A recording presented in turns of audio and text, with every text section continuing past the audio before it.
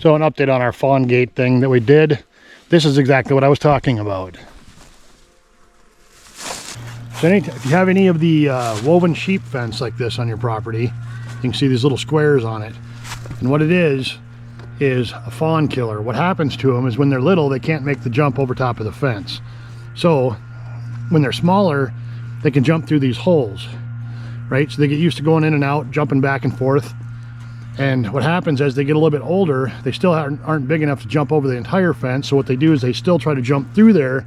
And what happens is their hips hook on these wires and then they just hang there and then they end up dying. Couldn't quite make the jump. Hips got stuck through the hole. And she laid there and hung there and died while the flies tore her apart. And the mother was just still standing up there a minute ago waiting for her. That's why this stupid sheep fence, if you have it on your property, you either need to get rid of it or put some of those fawn gates that we made into it. And we used to have beef cattle that pastured this, and it's small enough where the calves can't fit through it, but the deer and stuff still can. No. It's okay, honey.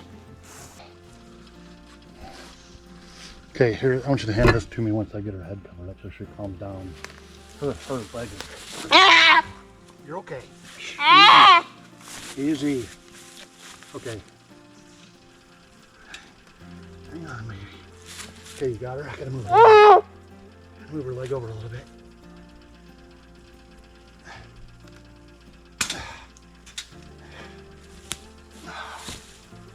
Get that foot through it.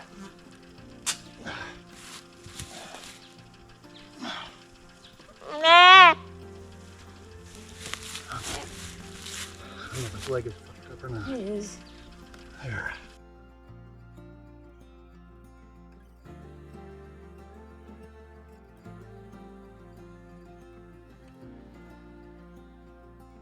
So the deer that you've seen us cut out of the fence here, which I have no idea why it tried to cross right here, because there's not even a trail. It just got stuck in the fence. There's a gate right down there. And there was another one right there. The problem was, and this brings me to another point, I'll get to it, that the gate we already had in here on the trail was completely caved in by all this crap and wood and stuff that was down on the neighbor's side of the fence. So if you're going to put them in on the trail, you also got to make sure that both sides are kept clean. Our side we keep clean all the way through, but some of my neighbors are really good at taking care of their fence and their side. Some of them don't do anything with it, like this one. You can see all the crap that was down, so I went across to his side and cut this open it back up again. All right, Minnesota law, basically when you have a property line, you're responsible for half of the property line that butts up to your neighbor. So if you have a mile fence line that meets up to your neighbor had a mile, you're both responsible for a half a mile of fence from the center going to the left if you're facing your neighbor. So I didn't think they would mind me crossing over their line and maintaining our fence that meets up with them that they're responsible for too. But that's how it is. Doesn't bother me. To each their own. But I don't think I'll get any crap from the neighbors about crossing over and fixing the gates because all of them hunt. Anyway, what happened with the fawn, they seen us break loose out of here. We had to euthanize it. What happens to them is their tendons get so cut up, it's not like breaking a leg. That'd actually be better off breaking a leg. It could be set and taken care of. When I cut all those tendons, there's no saving them. There's nothing they can do. You've seen it drag itself off, so we had to put it down, which makes me sick because there's nothing like, the moms are always around, there's nothing like having the mom watch you execute their baby because it was stuck in the fence.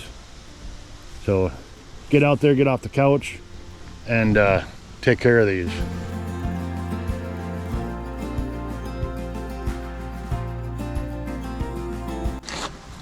Okay, so I got all the pieces cut out to make some more of the gates. I'll show you how to install them. Basically what you need for each one is 2 sides that are 24 inches and then a top and a bottom that are 13.5, which stack on top of these. That makes your inside gap 24 inches tall by 10.5 inches wide. That's what seems to work the best.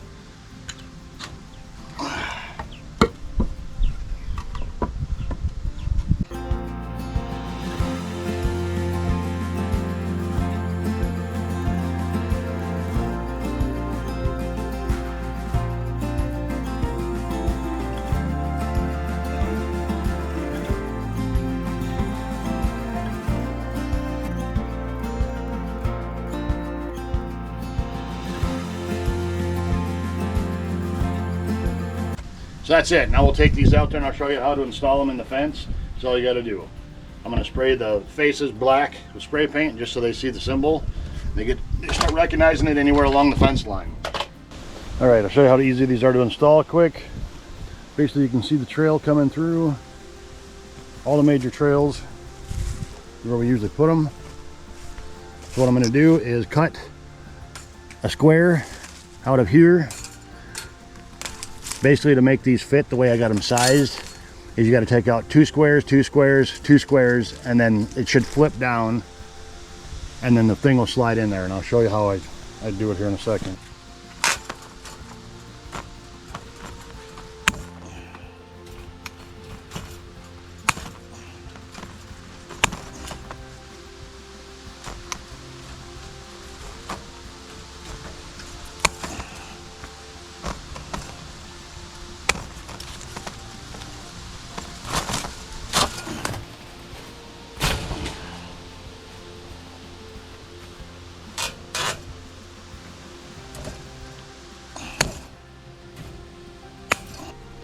All right, so when you're done, your piece would look just like that. There's the hole.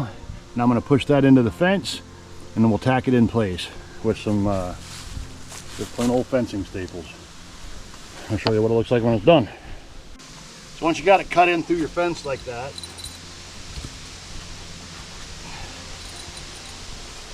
then you take some fencing staples and tack it in place.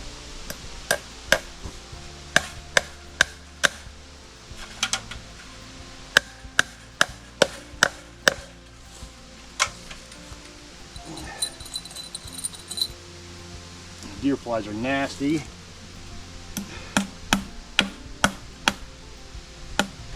Ouch.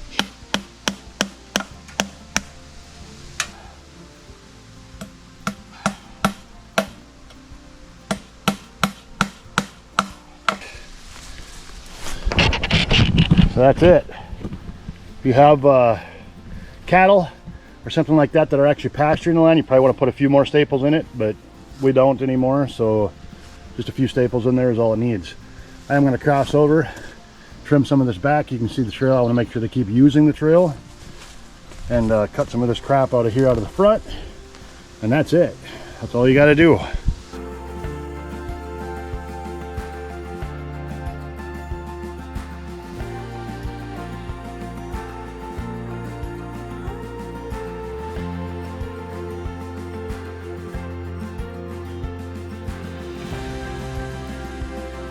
So there you go. Deer trail open back up a little bit. Make sure they keep using it. There are the gates installed in the fence. Painted it black so they get used to seeing that symbol on all the major trails. They know exactly what it is.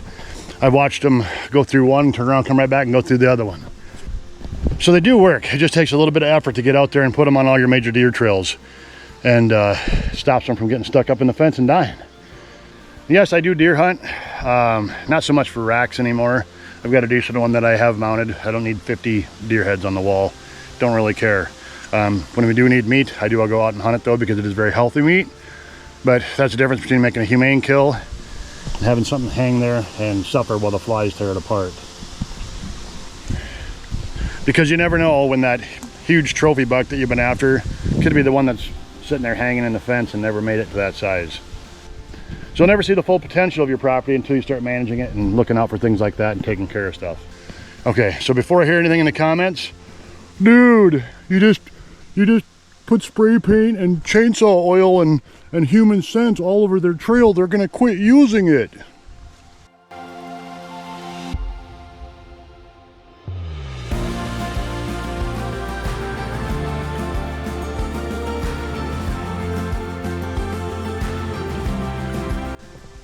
They will still use it. Deer are just like us. They don't want to walk through that shit any more than we do. Okay, so they always take the easiest path. And now their paths just get easier and it's a lot safer. But you know what does bother them and make them stop using the trail? A rotting corpse hanging in the fence.